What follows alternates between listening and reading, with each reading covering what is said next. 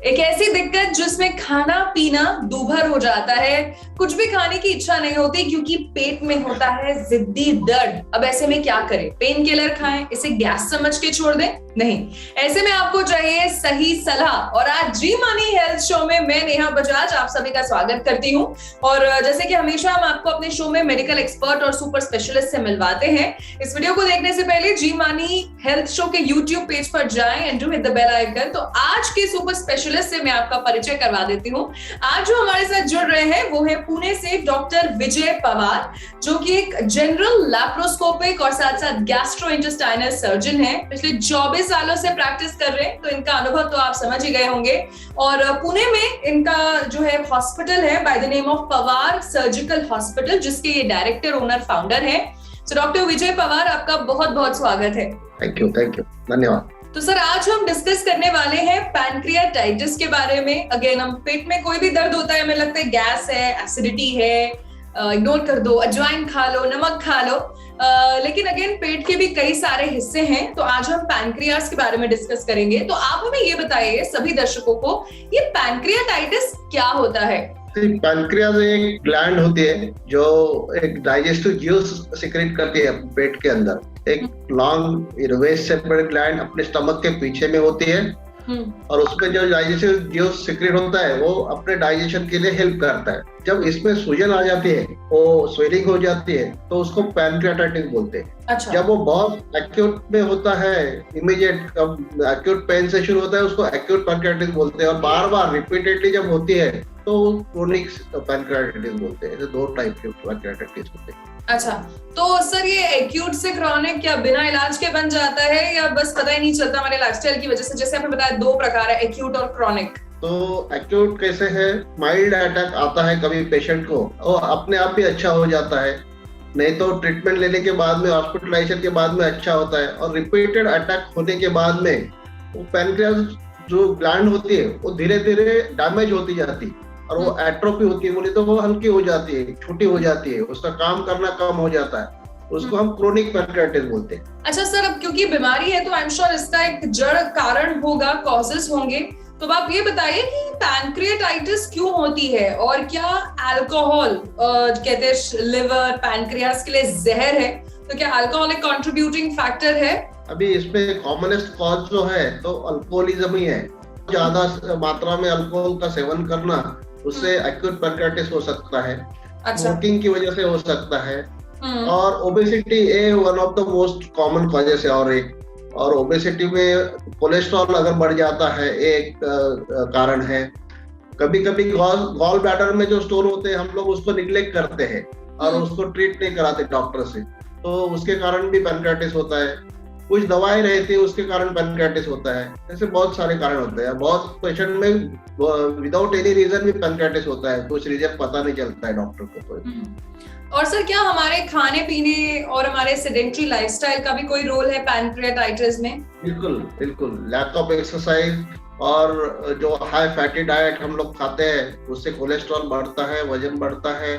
और एक्सरसाइज नहीं रहा तो पैनक्रियाटाइटिस होने के चांसेस ज्यादा होते हैं। एंड सर, इसका इलाज कैसे होता है? मैंने पढ़ा कि सर्जरी भी होती है। तो हमारे सभी पेशेंट्स को आप ये बताइए, ट्रीटमेंट कैसे होता है? Most of the time acute pancreatitis जब होता है तो माइल्ड अटैक अगर है तो अपने आप भी अच्छा हो जाता है। कोई अपना एंटासिड ले लिया, ये लिया, पेन किलर ले लिया। लेकिन जब सीवियर पेन होता है तो आपको हॉस्पिटलाइजेशन की जरूरत होती है। हॉस्पिटलाइजेशन में बहुत ज्यादा ट्रीटमेंट ऑप्शंस अवेलेबल नहीं होते हैं। पेशेंट को जो सपोर्टिव ट्रीटमेंट चाहिए, वो खाना नहीं खाता है तो आईवी फ्लूइड देना पड़ता है। और फिर जब उसको बाकी कुछ सिम्टम्स है, पेन किलर, बाकी कुछ पैरामीटर्स ब्लड के मॉनिटर करके उस हिसाब से ट्रीटमेंट देते हैं। और वो ग्लैंड अपने आप हील करती है, उसको टाइम देना पड़ता है हीलिंग के लिए। और in between during that period we need to support the body medical management से। और वो थोड़ा ठीक हो गया तो फिर नॉर्मल रूटीनली उसको खाना हजम होने लग गया तो चलता है। लेकिन अगर कॉम्प्लिकेशन हो गया, आगे बढ़ता है, कभी कभी बीमारी इतनी बढ़ती है।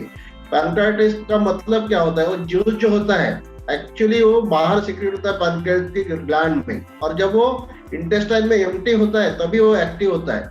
लेकिन पैनक्रियाटाइटिस के अंदर क्या होता है? वो एंजाइम जो होते हैं वो ग्लैंड के अंदर एक्टिवेट होने की वजह से ग्लैंड को डिस्ट्रॉय करने लग जाते हैं। अगर ज्यादा डिस्ट्रक्शन हो गया तो पूरा नेक्रोसिस हो जाता है, बोले तो सड़ जाता है। उसकी वजह से फिर पेशेंट का कंडीशन डिटेरियोरेट होने लगता है।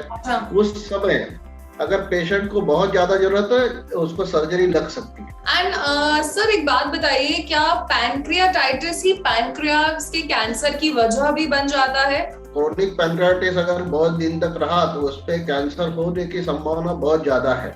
बहुत बार कैंसर ऑलरेडी है उसमें भी पैनक्रियाटिस होने के चांसेस ज्यादा रहते हैं। तो इट्स वाइस वर्सा।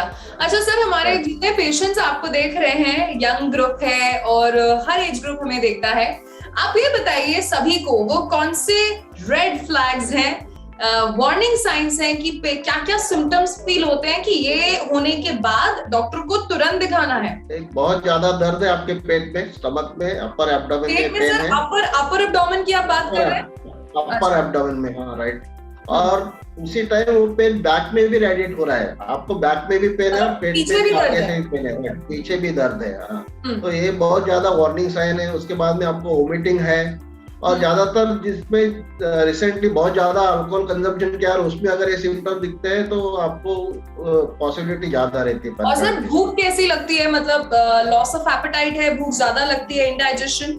भूख बहुत कम लगती है इसमें, यानी कि अगर आपको और क्रोनिक पैनक्रियाटिस में वेट लॉस होता है, पेशेंट को डायरिया होता है। डायरिया में जो रहता है ना वो ऑयली टाइप का स्टूल रहता है। ऑयल बोले तो उसपे सब फैट लॉस होता है।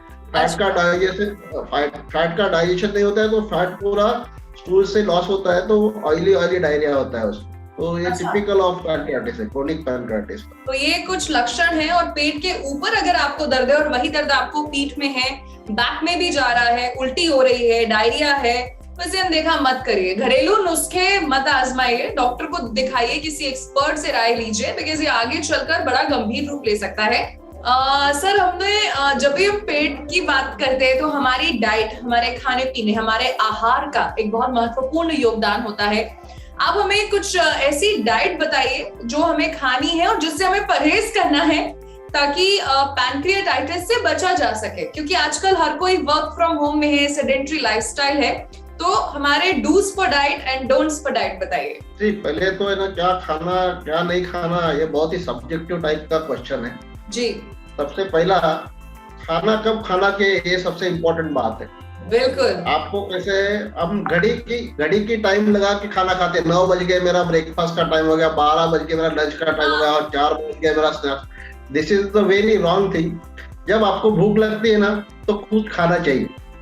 You need to pay attention to your body's demand. अगर बॉडी डिमांड करे आपको भूख लगी है अभी तो खाना चाहिए, लेकिन मेरा टाइम नहीं हुआ है अभी खाने का और मैं पोस्टपोन करता हूँ तो बाद में खाने की इच्छा नहीं होती। और हर बार खाते हैं तो उसको बिल्कुल ध्यान से खाओ, मोबाइल देखते हुए, टीवी देखते हुए मत खाओ। पूरा कॉन्सेंट्रेट करो, उसका टेस्ट लो। उसको हम बोलते हैं ना 32 टाइम बार चबा के खाना चाहिए, ऐसे चबा के खाना चाहिए तो हजम होता है, नहीं तो नहीं होता है। हम लोग गड़बड़ में, जल्दी में फिनिश कर रहे हैं, 10 मिनट का ब्रेक है तो फिर ये नहीं होता है। और यूजुअली तुम हाई फैटी डाइट, जो ज्यादा तेल है, ऑयल है, ऑयली चीजें, तले हुए फ्राइड चीजें अवॉइड करो खाने में। ज्यादा मीठा, शुगर वाला चीजें अवॉइड करो। और सर मैदा भी नहीं लेना होगा, आई एम श्योर मैदा भी मना ही होता है पेट की किसी राइट। और सर क्या डाइट में शामिल करें, मतलब क्या फाइबर खाने चाहिए, सैलेड्स, कच्चा खाना, क्योंकि बहुत लोग मना करते हैं कि पेट की दिक्कत में रॉ फूड्स नहीं खाने चाहिए। यस, सैलेड्स खाना चाहिए, बिल्कुल ग्रीन वेजिटेबल्स खाना चाहिए, अच्छे फ्रूट्स खाना चाहिए, वो अच्छे रहते हैं अपने, फ्रेश फ्रूट्स, नो जूस। अच्छा, जूस नहीं पीना है ये आप मना कर रहे हैं? हाँ, फ्रूट्स खाना चाहिए।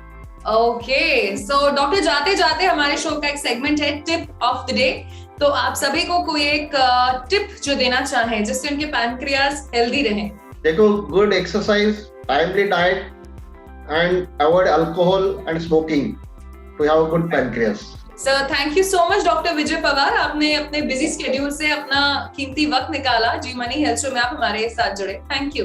Welcome, thank you. तो ये थे डॉक्टर विजय पवार जिन्होंने आज हमें बताया कि पैनक्रियास का ख्याल नहीं रखेंगे तो हो जाएगा पैनक्रियास का कैंसर। और पेट के दर्द को हल्के में मत लीजिएगा, किसी एक्सपर्ट को दिखाइए और तभी आपको पता चलेगा कि पैनक्रियाज में क्या दिक्कत है, पेट में दर्द बार बार क्यों उठ रहा है।